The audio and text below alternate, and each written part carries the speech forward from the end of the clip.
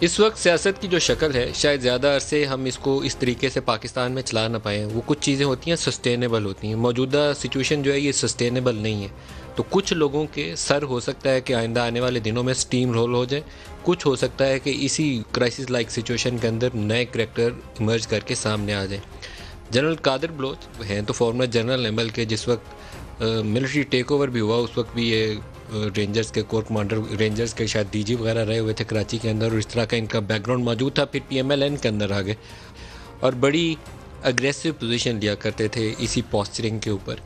لیکن آج جب ان سے میں نے پوچھا کہ آپ لوگوں کو کہا جا رہا ہے آپ سے سننے میں آ رہا ہے کہ پی ایم ایل این آپ لوگوں نے چھوڑ دی تو کیا وجہ ہوئی, کیا دباؤ آیا آپ کے اوپر کہ آپ نے پی ایم ایل این چھوڑ دی. تو ان کا جواب جو تھا انہوں نے کہا کہ 25 تاریخ کی جو نواز شریف کی تقریر ہے اس کے بعد میں پی ایم ایل این کا حصہ نہیں رہ سکتا. فوج کے آرمی چیف جنرل کے خلاف یا فوج کے ایک سپاہی کے خلاف جب آپ تقسیم کی کوشش کریں گے تو میں اس پالیسی کا حصہ نہیں بن سکتا.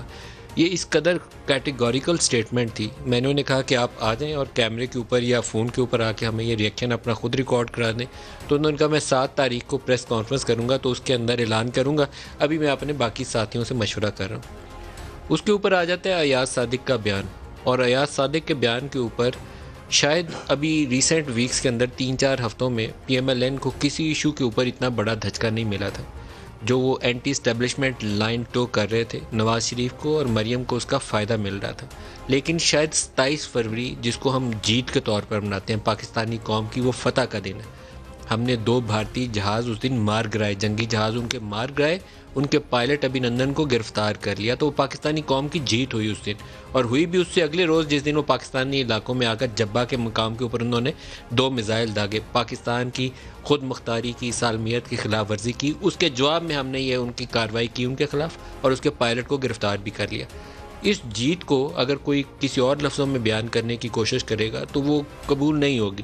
تو ایاز صادق کا یہ بیان حقائق کے منافی تھا اور ایک پاپولر جو سینٹیمنٹ ہے اس کے خلاف تھا.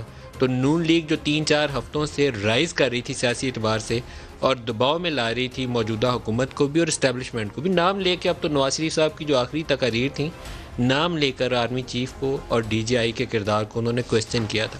ان کا الیکشنز کے اندر جو رول تھا اس کو بار بار دہرا رہے تھے کہ بتائیے یہ حلف کی خلاف ورزی ہوئی. لیکن ایاز صادق کے اس ایک سٹیٹمنٹ نے اس چیز کو ڈیم کے اسے بیک فٹ پہ ڈال دیا. اس کی اپنی پارٹی کے لوگوں نے خود کو ڈسٹینس کرنا شروع کر دیا. گوئنگ فارورڈ کیا ہوگا یہ ایک بہت بڑا سوالیہ نشان ہے. کیا نون لیگ اس چکر میں سٹیم رول ہوگی؟ پاکستان تحریک انصاف کے لیے مزید دباؤ آئے گا؟ جو اوور آل پولیٹیکل لیڈرشپ ہے پاکستان کی, کیا وہ اس صورتحال کے اندر کوئی راستہ نکالنے میں کامیاب ہوگی, یا اس ساری کے لیے ایک ایسا چیلنج آئے گا کہ سیاست کے اوپر ایک سوالیہ نشان سامنے کھڑا نظر آئے؟ یہ سارے سوالات ہیں, لوگوں کے پاس اس کا کلیئر کٹ 2+2 آنسر ابھی موجود نہیں ہے. عمران خان کی پرائم منسٹر آف پاکستان کی جو سپیچز ہیں گلگت بلتستان کے اندر, اس کے اندر تو انہوں نے اس غداری والے جو بیانیے آج کل بڑا پاپولر ہے کہ ایک دوسرے کو غدار قرار دینا, اس کو مزید ہوا دی خوب, بلکہ کہنا چاہیے اس ایاز صادق کے بیان کے بعد اس کو مزید اچھالا ہے.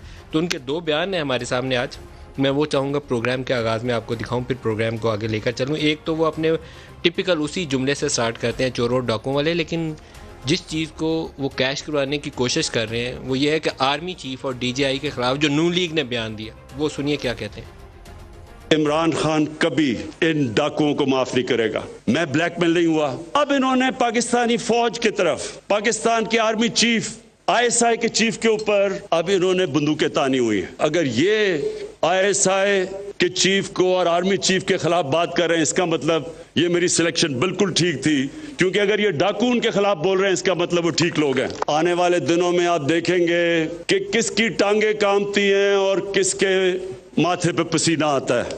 اگر سیاسی معاملات میں کوئی بہتر راستہ نہ نکلا تو ساری سیاسی قیادت کی ٹانگیں کاپتی ہی نظر آئیں گی, کیونکہ ان کے پاس ابھی راستہ نہیں ہے. بند گلی ہونا تو پھر مسائل بڑھ جاتے ہیں. دوسرا بیان جہاں ایاز صادق کا نام لے کر یہ میر ایاز صادق کہتے ہیں وہ بھی دکھائیے گا.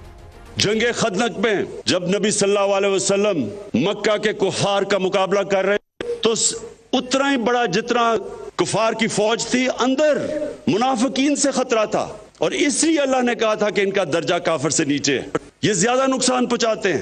اور آج ہم پاکستان کے میر جعفر, میر صادق اور میر ایاز صادقوں کو دیکھ رہے ہیں. یہ وہ لوگ ہیں جو آج نریندر مودی کی زبان بول رہے ہیں.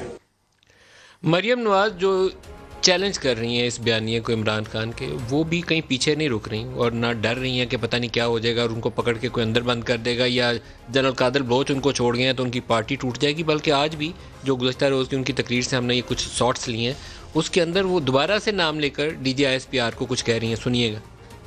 D G I S P R ہیں، وہ ایک پروفیشنل سولجر ہیں، ہمارے ادارے کے اسپوکس پرسن ہیں، ان کو بہت احتیاط سے کام لینا چاہیے۔ آپ عمران خان اور جو حکومت ہے وہ تو اس کو تو بہت فائدہ ہے اگر اداروں کو وہ سیاست میں گھسیٹے، اس کو سوٹ کرتا ہے، لیکن افواج پاکستان کو اور اداروں کو یہ بات بالکل سوٹ نہیں کرتی کہ وہ ایک سیاسی جماعت کے پیچھے کھڑے ہوئے نظر آئیں۔ وہ اتنے ان کے اتنے ہمارے بھی ہیں، اتنے آپ کے بھی ہیں۔ غداری کے فتووں کے اوپر بھی ان کا بیان سنواتے ہیں، لیکن ایک بڑا ٹکراؤ والی اور ہیڈ آن کولیجن والی کیفیت جو ہے سیاست کے اندر پیدا ہو رہی ہے، جو اچھی صورتحال نہیں ہوتی۔ سیاست راستے نکالتی ہے، آگ لگانے کی طرف یا ٹکراؤ کی طرف نہیں لے جاتی۔ مریم نواز کا دوسرا سٹیٹمنٹ بھی دکھائے گا۔ آسمان سے یہاں کوئی نہیں اترا، سب کو جواب دینا پڑے گا۔ جب آپ سے جواب مانگا جائے تو غداری کے فتوے بانٹتے ہو۔